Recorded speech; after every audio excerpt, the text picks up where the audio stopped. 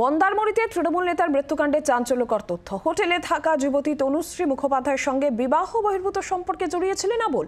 তনুশ্রী এবং প্রতিবেশী যুবক আতাউরকে গ্রেফতার করেছে পুলিশ। ধৃত দুজনকে 5 দিনের পুলিশ হেফাজতের নির্দেশ দিয়েছে আদালত।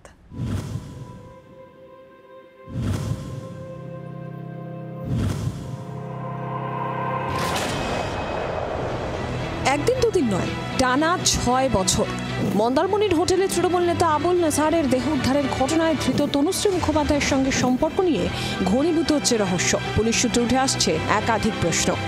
পুলিশ সূত্রের খবর, ব্যারাকপুরের বাসিন্দা বান্ধবী তনুশ্রী মুখোপাধ্যায়ের সঙ্গে 6 বছর ধরে সম্পর্ক ছিল আবুল নাসারের। তনুশ্রীর মামার সঙ্গেও ব্যবসায়িক সম্পর্ক ছিল আবুলের। শুধু তাই নয়, আবুল নাসার বেড়াতে গেলে বান্ধবী তনুশ্রীকেও সঙ্গে নিয়ে যেতেন। আবুল নাসার বিবাহিত হলেও তনুশ্রী বিবাহিত ছিলেন না। সে কারণে তনুশ্রীর সঙ্গে সম্পর্ক নিয়ে আবুল আর তার স্ত্রীর বিবাদ চলছিল। অন্যদিকে জমি ব্যবসা নিয়েও পার্টনারের সঙ্গে সম্প্রতি বিবাদ চলছিল বলে জানতে পেরেছে পুলিশ।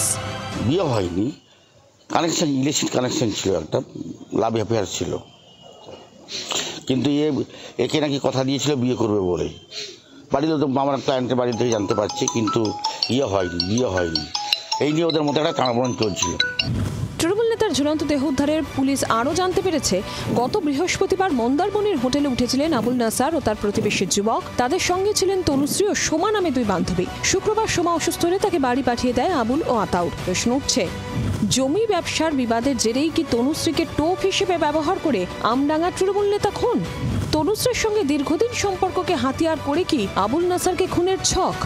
আবুল নাসারের মৃত্যুর আগে তার প্রতিবেশী আতাউরের ভূমিকা কি ছিল?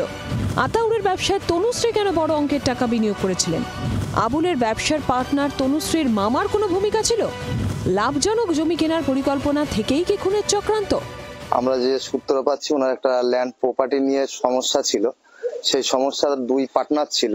2টো পার্টনারের ভিতরে একজন পার্টনার আছে, তার ভাগ্নি হচ্ছে এই মহিলা, যিনি কোস্টাল পিএসে আছে।